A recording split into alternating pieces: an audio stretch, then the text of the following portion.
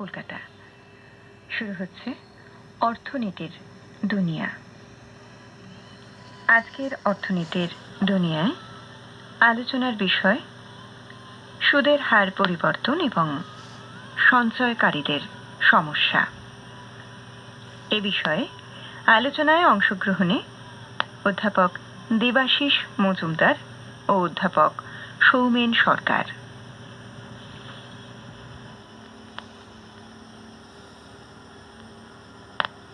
আজ আমাদের আলোচ্য বিষয় সুদের হারের ওঠানামা এবং সঞ্চয়কারীদের সমস্যা।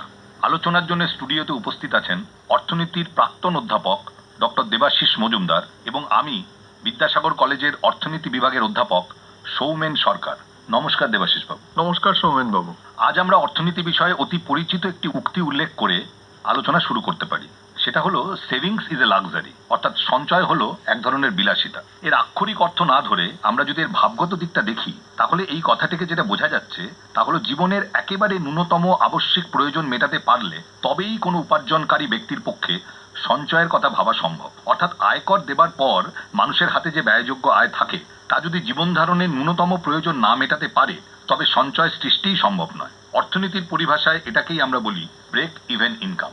অর্থাৎ সৌমেন বাবু, এখানে আমরা একটা কথা বুঝতে পারছি যে সমাজের নিম্ন আয় শ্রেণীভুক্ত মানুষদের জন্য কেন সরকারকে নানান সামাজিক সুরক্ষামূলক ব্যবস্থা গ্রহণ করতে হয়। এই শ্রেণীর মানুষেরা যখন হঠাৎ কোনো আর্থিক অসুবিধার সম্মুখীন হয়, যেটা ধরুন স্বাস্থ্যহানি, সামাজিক বঞ্চনা, প্রাকৃতিক দুর্যোগ ইত্যাদি নানা কারণে হতে পারে, তখন উপযুক্ত সঞ্চয়ের অভাবে তাদের আর্থিক দুর্দশা আরো তীব্র হয়, সন্দেহ নেই। একেবারে বোঝা গেল যে ব্যয়যোগ্য আয়ই হলো সঞ্চয়ের সবচেয়ে গুরুত্বপূর্ণ নির্ধারক। আরও বোঝা গেল যে মানুষের উপর প্রত্যক্ষ করের বোঝা যত বাড়বে ব্যয়যোগ্য আয় এবং সঞ্চয়ের ক্ষমতাও ততই কমবে। তবে এখানে আরও একটা বিষয় রয়েছে যা সঞ্চয়কে নির্ধারণ করে। যেমন ধরা যাক সম্পদ বা অ্যাসেট। এই সম্পদ বস্তুগত হতে পারে, যেমন জমি, বাড়ি ইত্যাদি, এবং আর্থিক সম্পদও হতে পারে, যেমন ব্যাংকে জমা, বিভিন্ন কোম্পানির শেয়ার ইত্যাদি। ভারতে কিন্তু এখনো বেশিরভাগ মানুষ আর্থিক সম্পদের তুলনায় বস্তুগত সম্পদের মাধ্যমেই তাদের সঞ্চয়কে ধরে রাখতে আগ্রহী। কারণ দেখা গেছে যে সঞ্চিত অর্থ দিয়ে জমি বা বাড়ি ক্রয় করে অল্প সময়ের মধ্যে সম্পদের মূল্য বহুগুণ বাড়িয়ে নেওয়া সম্ভব হচ্ছে। এক্ষেত্রে গৃহ ঋণ নিলে আয়কর ছাড়েরও একটা সুবিধা পাওয়া যায়। তবে সৌমেন বাবু, এই প্রসঙ্গে একটা গুরুত্বপূর্ণ বিষয় উল্লেখ করা প্রয়োজন। সঞ্চয় সম্পর্কে ব্যক্তিগত ধারণা কিন্তু এই সম্পর্কিত সামাজিক ধারণার থেকে অনেকটাই আলাদা। যেমন মূলধনী লাভ হলে ব্যক্তিগত সঞ্চয় বাড়বে, অর্থাৎ অনেকদিন আগে কেনা জমির বাজার দর বেড়ে যাওয়ায় যে মূলধনী লাভ হলো তাতে কোনো ব্যক্তির সম্পদ বা সঞ্চয় ক্ষমতা বৃদ্ধি পেল, সন্দেহ নেই। কিন্তু এর ফলে সামাজিক সম্পদের মূল্য বা সামগ্রিক সঞ্চয় কিন্তু কোনো হেরফের হয় না। একেবারে এখানে আরেকটি বিষয় উল্লেখ করা জরুরি বলে মনে করছি, সেটা হলো অনিশ্চয়তা। যদি অর্থনৈতিক মন্দার কারণে ভবিষ্যৎ সম্পর্কে অনিশ্চয়তা আরও বাড়ে তবে বর্তমানে সঞ্চয় বেড়ে যেতে পারে।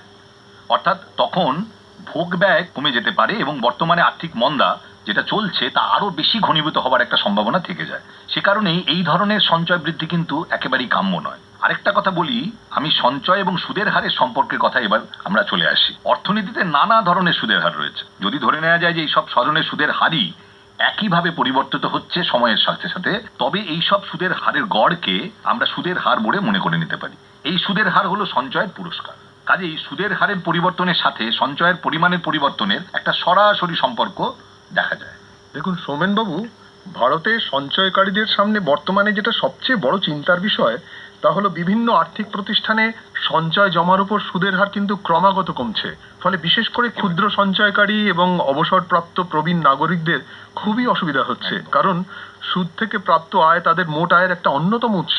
একেবারে ভারতের টাকার বাজার বা মূলধন বাজারে সুদের হার কমে আসার সাথে কিন্তু বিশ্বের বাজার এবং মূলধনী বাজারে সুদের হার কমে আসার একটা সরাসরি সম্পর্ক রয়েছে। কারণ বর্তমানে অর্থনৈতিক বিশ্বায়নের যুগে আন্তর্জাতিক বাজারে মূলধনের প্রবাহের ওপর বিধিনিষেধ প্রায় নেই বললেই চলে, অনেকটাই কমে গেছে। ফলে বিশ্ববাজারে সুদের হার যখন কমে আসছে তখন অবশ্যই ভারতেও সুদের হার কমে আসার প্রবণতা থাকবে। ঠিকই বলেছেন। সম্প্রতি লন্ডন বিজনেস স্কুলের একটা গবেষণাপত্রে আমরা দেখতে পাচ্ছি 1982-83 সালে বিশ্ব মূলধনী বাজারে নামিক সুদের হার বা নমিনাল ইন্টারেস্ট রেট যেখানে ছিল প্রায় 14%, সেটা 2015-16 সালে কমে হয়েছে মাত্র 1.7%। আচ্ছা, একটা কথা বলুন, অনেক সময়ই আমরা বাস্তব সুদের হার বা রিয়েল ইন্টারেস্ট রেট কথাটা ব্যবহার করি, এর অর্থটা একটু বুঝিয়ে বলুন। সাধারণত ওই নমিনাল ইন্টারেস্ট রেট বা নামিক সুদের হার থেকে যদি মুদ্রাস্ফীতির হার বিয়োগ করা যায় তবে বাস্তব সুদের হার কিন্তু নির্ধারিত হয়। যেমন ধরুন, নামিক সুদের হার যদি বার্ষিক 10% এবং মুদ্রাস্ফীতির হার 6% হয়, তাহলে অবশ্যই বাস্তব সুদের হার হবে মাত্র 4%।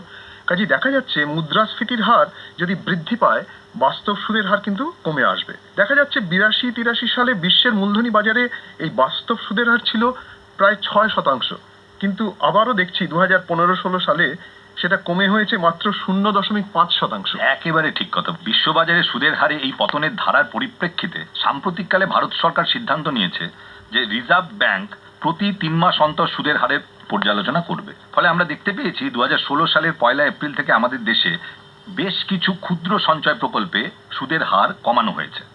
সরকারের উদ্দেশ্য হলো স্বল্প সঞ্চয়ে সুদের হারকে ধীরে ধীরে কমিয়ে তাকে বাজার নির্ধারিত সুদের হারের স্তরে নামিয়ে নিয়ে আসা।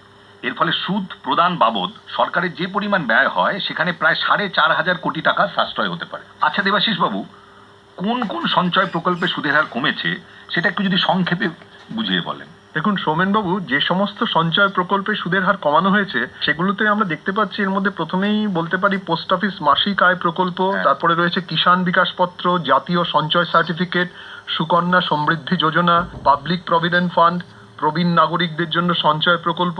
এই সমস্ত ক্ষেত্রেই কিন্তু সুদের হার 0.5% থেকে 0.9% পর্যন্ত কমে গেছে। ডাকঘর সঞ্চয় ব্যাংকে মেয়াদি জমা প্রকল্পে সুদের হারও কি কমেছে? হ্যাঁ, সেখানেও সুদের হার কমেছে। যেমন ধরুন, 1 বছর মেয়াদি জমায় সুদের হার ছিল যেখানে 8.4%, সেটা কমে হয়েছে 7.1%। এইভাবে 2 বছর, 3 বছর বা 5 বছর মেয়াদি জমাতেও, এমনকি রেকারিং ডিপোজিটের ক্ষেত্রেও সুদের হার কিন্তু কমেছে এবং প্রতি ক্ষেত্রে এটা 1% বা তার বেশি হারে কমেছে। হ্যাঁ, কিন্তু সাধারণ সঞ্চয়কারীদের কাছে ডাকঘর সঞ্চয় প্রকল্পগুলি এখনো এত জনপ্রিয় হওয়ার কারণটা কি? দেখুন, বিগত বেশ কিছু বছর ধরে ক্ষুদ্র সঞ্চয় প্রকল্প হিসাবে সাধারণ সঞ্চয়কারীদের কাছে ডাকঘর সঞ্চয় প্রকল্প যথেষ্ট জনপ্রিয় আমরা জানি। এর পিছনে বেশ কিছু কারণ রয়েছে। প্রথমতই যেটা বলতে পারি সেটা হচ্ছে ডাকঘরে এইসব প্রকল্পে নগদে টাকা জমা দেওয়া এবং টাকা তোলার সুবিধা। সমস্ত গ্রামে গঞ্জে আমরা ডাকঘরের উপস্থিতি দেখতে পাচ্ছি। সেখানে মাসিক আয়ের প্রকল্প রয়েছে, উৎসমূলে কর কাটা হতো না। এছাড়া যেটা দেখতে পাই, ডাকঘর কর্মী এবং এজেন্টদের সাথে সাধারণ মানুষের একটা মধুর সম্পর্ক কিন্তু গড়ে ওঠে। কিন্তু সাম্প্রতিককালে এই ডাকঘর সঞ্চয় প্রকল্প সম্বন্ধেও সঞ্চয়কারীদের কিছু অভিযোগ আসা শুরু হয়েছে। আসলে 2016 সালের এপ্রিল মাস থেকে সরাসরি সরকারি নিয়মের কিছু রদবদলের ফলে ডাকঘরের সঞ্চয় প্রকল্পগুলোতেও KYCর কড়াকড়ি হয়েছে। নির্দিষ্ট সীমার উপরে নগদ টাকা তোলা বা জমা দেওয়ার উপর নিষেধাজ্ঞা জারি হয়েছে। আর যে সমস্যা বিশেষভাবে সঞ্চয়কারীদের দুর্ভোগের কারণ হয়ে দাঁড়িয়েছে তা হলো ডাকঘর সঞ্চয় প্রকল্পের নতুন নিয়ম অনুযায়ী মাসিক আয় প্রকল্পে প্রাপ্ত টাকা প্রথমে ডাকঘর সঞ্চয়ী অ্যাকাউন্টে জমা পড়তো। আচ্ছা। তারপর সঞ্চয়কারীরা ওই সঞ্চয়ী অ্যাকাউন্ট থেকে টাকা তুলতে পারে। সরাসরি টাকা তোলার ব্যাপারটা এখন নেই। তাছাড়া ডাকঘরগুলিতে কোর ব্যাংকিং সিস্টেম CBS চালু হয়েছে। এতে ইন্টারনেটের মাধ্যমে কেন্দ্রীয়ভাবে সঞ্চয়ী জমা সম্পর্কিত সমস্ত তথ্য সহজে আদান প্রদান করা সম্ভব হচ্ছে। কিন্তু সমস্যা যেটা দাঁড়িয়েছে তা হলো বেশিরভাগ সময় ইন্টারনেটে লিঙ্ক ফেলিওর হচ্ছে। সঞ্চয়কারীদের দীর্ঘ সময় অপেক্ষা করতে হচ্ছে তাদের পাসবই আপ টু ডেট করতে বা টাকা তুলতে। তাছাড়া ডাকঘর কর্মীদের সংখ্যা এবং এই ব্যাপারে তাদের দক্ষতাও প্রয়োজনের তুলনায় সীমিত। ফলে সব মিলিয়ে ডাকঘর সঞ্চয় প্রকল্পে ইদানিং কাজকর্মের গতি কিছুটা ক্ষুণ্ণ হয়েছে, এটা বলাই যায়। তবে নিশ্চয়ই আমরা আশা করব যে ভবিষ্যতে খুব তাড়াতাড়ি এই সমস্যা দূর হয়ে যাবে। সোমেনবাবু, এটা ঠিক যে বাণিজ্যিক ব্যাংকে বিভিন্ন মেয়াদের স্থায়ী আমানত জমা এবং পোস্ট অফিসে সঞ্চয় ব্যাংকে স্থায়ী আমানত জমার উপর সুদের হার কমেছে। কিন্তু যদি তুলনা করি তাহলে দেখি যে পোস্ট অফিস সেভিংস ব্যাংকে কিন্তু মেয়াদি জমায় সুদের হার বাণিজ্যিক ব্যাংকে ওই জমার সুদের হারের চেয়ে কিছুটা বেশি। এছাড়া পোস্ট অফিসে মাসিক আয় প্রকল্পে সুদের হার কিন্তু তার চেয়েও কিছুটা বেশি। সুতরাং বলা যায় সঞ্চয়কারীদের কাছে ডাকঘরে মাসিক আয় প্রকল্প এখনো কিন্তু বেশ আকর্ষণীয়। এটা একেবারেই ঠিক। তবে আরো একটা কথা যেটা মনে রাখা আমাদের দরকার, সেটা হলো যে ডাকঘর মাসিক আয় প্রকল্পে সঞ্চয়কারী জয়েন্ট অ্যাকাউন্টে 9 লক্ষ টাকার বেশি জমা রাখতে পারে না। আচ্ছা। এবং আগামী 5 বছর এই জমার উপর নির্দিষ্ট হারে সুদ উপার্জন করে যেতে পারে। কিন্তু যাদের সঞ্চয় ক্ষমতা আরো বেশি বা যারা আরো বেশি সময় ধরে বিশেষ ঝুঁকি না নিয়ে নির্দিষ্ট হারে সুদ উপার্জন করতে চান তারা কি করবেন? সোমেনবাবু, এই ধরনের সঞ্চয়কারীদের জন্য সবচেয়ে আকর্ষণীয় প্রকল্প আছে যেটা আমি দেখতে পাচ্ছি, সেটা হচ্ছে জীবন অক্ষয় 6 প্রকল্প। যদিও জীবন বীমা প্রকল্প মূলত অনিশ্চিত জীবনের ঝুঁকি এড়ানো এবং পরিবারের নির্ভরশীল সদস্যদের জন্য আর্থিক নিরাপত্তা সুনিশ্চিত করার উপায়, কিন্তু জীবন অক্ষয় এমন এক অপূর্ব প্রকল্প যেখানে সব ধরনের সঞ্চয়কারী যে কোনো সময় যত খুশি পরিমাণ অর্থ জমা করে তার জীবদ্দশায় প্রতি 3 মাস বা 6 মাস বা প্রতি বছরে নির্দিষ্ট সুদের হারে নির্দিষ্ট পরিমাণ প্রতিদান সুনিশ্চিত করতে পারে। আমাদের উদার অর্থনৈতিক ব্যবস্থায় এখন অনেক বেসরকারি আর্থিক সংস্থাও কিন্তু রয়েছে। সঞ্চয়কারীরা যেসব আর্থিক সংস্থার জন আমানত প্রকল্পেও তাদের সঞ্চিত অর্থ জমা রাখতে পারে, তবে এমন সব বেসরকারি আর্থিক সংস্থা নির্বাচন করতে হবে যেগুলোর ওপর ভারতীয় রিজার্ভ ব্যাংক বা অন্যান্য নিয়ন্ত্রক সংস্থার কিন্তু নিয়ন্ত্রণ রয়েছে। কোনো ধরনের চিট ফান্ড, অত্যধিক সুদের হারের প্রলোভনে পা দেওয়া, এগুলো কিন্তু একেবারেই উচিত হবে না। এসব সংস্থার মেয়াদি জমায় বর্তমানে 8.3 থেকে 8.9, 8.3 থেকে 8.9 পর্যন্ত সুদ উপার্জন কিন্তু করা সম্ভব। রেটিং সংস্থাগুলি এদের উপর আস্থা দেখিয়েছে এবং তাদের AAA রেটিংও দিয়েছে। বাহ, আসলে আমার মনে হয় সঞ্চয়কারীদের কিন্তু কয়েকটা বিষয় মাথায় রাখতে হবে। প্রথম কথা হচ্ছে তারা সঞ্চিত অর্থ জমা রাখা বা বিনিয়োগের ক্ষেত্রে কতটা ঝুঁকি নিতে পারবে। স্বাভাবিকভাবেই বয়স বেশি হলে বেশি আর্থিক ঝুঁকি নেওয়া সম্ভব নয়। দ্বিতীয়ত হচ্ছে আর্থিক জমা এবং আর্থিক প্রতিদানের মাধ্যমে প্রাপ্ত আয়ের ওপর কর ছাড়ের সুবিধা পাওয়া যাবে কিনা সেটাও দেখতে হবে। একদম একদম। আর সঞ্চিত অর্থ বিনিয়োগ এমনভাবে করতে হবে যাতে অপেক্ষাকৃত কম এবং বেশি ঝুঁকিপূর্ণ বিনিয়োগের মধ্যে একটা সামঞ্জস্য রক্ষা করা যায়। অর্থাৎ সঞ্চয়কারীরা বিভিন্ন মিউচুয়াল ফান্ডে তাদের অর্থ বিনিয়োগ করতে পারে, কিন্তু এখানে বিনিয়োগে ঝুঁকি আছে, কারণ প্রতিদানের কোনো নিশ্চয়তা নেই। মিউচুয়াল ফান্ডগুলোর মধ্যে ডেট ফান্ড যদি নির্বাচন করা যায় তবে সেখানে ঝুঁকি একটু কম, তবে তেমনি তুলনামূলকভাবে প্রত্যাশিত আয়ও কিন্তু কম। এখানে লক্ষণীয় যে সঞ্চয়কারী মিউচুয়াল ফান্ডের যে ইউনিট ক্রয় করছে, যেমন ধরা যাক প্রতিটা ইউনিটের দাম 10 টাকা, তার উপর প্রাপ্ত লভ্যাংশ বা ডিভিডেন্ড কিন্তু একেবারেই আয়কর মুক্ত। হ্যাঁ, দেখুন, সঞ্চয়কারী এই বার্ষিক ডিভিডেন্ড না নিয়ে যদি গ্রোথ বা বৃদ্ধির সুযোগ নিতে চায় তাহলেও সে নিতে পারে। অর্থাৎ লগ্নির পর 3 বছর ওই ইউনিট ধরে রেখে যদি বিক্রি করে তার উপরে যে মূলধনী লাভ হচ্ছে তাতেও কিন্তু কর ছাড়ের সুবিধা থাকছে। এছাড়া আরেকটা জিনিস এখানে উল্লেখ করা দরকার, সেটা হচ্ছে ELSS, equity linked saving scheme. এতে সঞ্চয়কারীরা অর্থ বিনিয়োগ করতে পারে এবং যে টাকার ইউনিট কেনা হচ্ছে তার উপর আয়কর ছাড়ের কিন্তু সুযোগ পাওয়া যায়। আর ইকুইটি ভিত্তিক যে মিউচুয়াল ফান্ডের থেকে প্রাপ্ত যে ডিভিডেন্ড সেটাও কিন্তু আমরা জানি সেটা করমুক্ত। যেসব সঞ্চয়কারী আরেকটু বেশি ঝুঁকি নিতে এবং সেই সাথে বেশি আর্থিক প্রতিদান প্রত্যাশা করে তারা বিভিন্ন মিউচুয়াল ফান্ডের ইকুইটি ফান্ডের ইউনিট কিন্তু কিনতে পারে। ফান্ডস ইন্ডিয়া নামে একটি সংস্থা তাদের সাম্প্রতিক গবেষণায় দেখিয়েছে যে ভারতে বিগত 10 বছরে Franklin, DSP, HDFC, ICICI, UTI প্রভৃতি সংস্থার এই ধরনের ইকুইটি ফান্ড গড়ে বার্ষিক প্রায় 26 থেকে 27% পর্যন্ত প্রতিদান দিয়েছে। বাহ! যদি এই প্রতিদানের হার 12-13% হয় তাও কিন্তু সেটা সঞ্চয়কারীদের কাছে যথেষ্ট গ্রহণযোগ্য বলে আমার মনে হয়। আর সোমেনবাবু, একটা কথা বলা দরকার, এখানে আমরা এই মিউচুয়াল ফান্ডে বিনিয়োগের ক্ষেত্রে অনেক সময় SIP বা STP এই কথাগুলো শুনতে পাই। SIPর পুরো কথাটা হলো সিস্টেমেটিক ইনভেস্টমেন্ট প্ল্যান।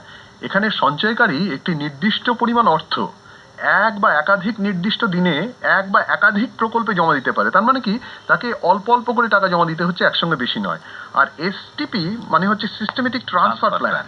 এখানে একটি নির্দিষ্ট পরিমাণ টাকা কোনো একটি বিশেষ ফান্ডে রেখে সেখান থেকে আবার নির্দিষ্ট পরিমাণ টাকা নির্দিষ্ট সময় অন্য ফান্ডে কিন্তু সরিয়ে নেওয়া যায়। একেবারেই।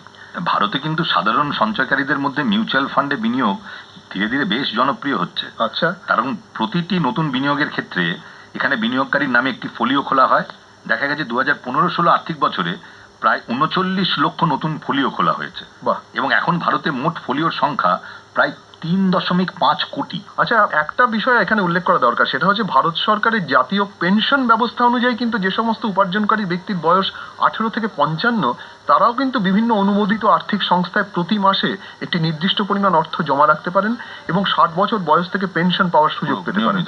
কাজেই আমরা আজকের আলোচনা থেকে যা বুঝলাম সেটা যদি আপনি একটুখানি। একটা জিনিস বোঝা যাচ্ছে যে এটা ঠিকই যে সরকারি বিভিন্ন ক্ষুদ্র সঞ্চয় প্রকল্পগুলোতে তাদের সুদের হারটা কমে আসছে, কিন্তু তার মানে এই নয় যে আমাদের হাতে আর কোনো ধরনের বিকল্প নেই। আমরা যদি আমাদের প্রয়োজনটা ঠিকভাবে নির্ধারণ করতে পারি এবং সেই প্রয়োজন অনুযায়ী আমাদের যে প্ল্যানিং বা পরিকল্পনা সেটা সঠিকভাবে প্রয়োগ করতে পারি, তাহলে কিন্তু এই অবস্থাতে দাঁড়িয়েও আমাদের যে সঞ্চয় তার উপরে যথেষ্ট পরিমাণে রিটার্ন আমরা কিন্তু পেতেই পারি এবং তাই দিয়ে আমাদের ভবিষ্যৎ যে সুরক্ষা সেটাকে অনেকটাই আমরা রক্ষা করতে পারি। সুরক্ষার ব্যাপারটা আমাদের মাথায় থাকবে এবং সেটাকে আমাদের চালিয়ে নিয়ে যেতে কোনো অসুবিধা হবে না। কিন্তু অবশ্যই এই ব্যাপারে যারা উপার্জনকারী এবং যারা বিশেষ করে সঞ্চয়কারী তাদের আরো অনেক বেশি সচেতন হওয়ার প্রয়োজন। ঠিকই। যে নানা ধরনের বিকল্পগুলো কি রয়েছে সেটা সম্বন্ধে তাদের জ্ঞান সে কিন্তু ঝুঁকি কতটা, ঝুঁকি কত, এবং তারা কি চাইছেন, তাদের নিজেদের চাওয়াটাও কিন্তু খুব গুরুত্বপূর্ণ। ফলে সেই অবস্থায় দাঁড়িয়ে তিনি যদি নির্ধারণ করতে পারেন তাহলে তার কোনো অসুবিধা সমস্যা হওয়ার নেই। কিন্তু খুব একটা সমস্যা কারণ নেই। নমস্কার। নমস্কার।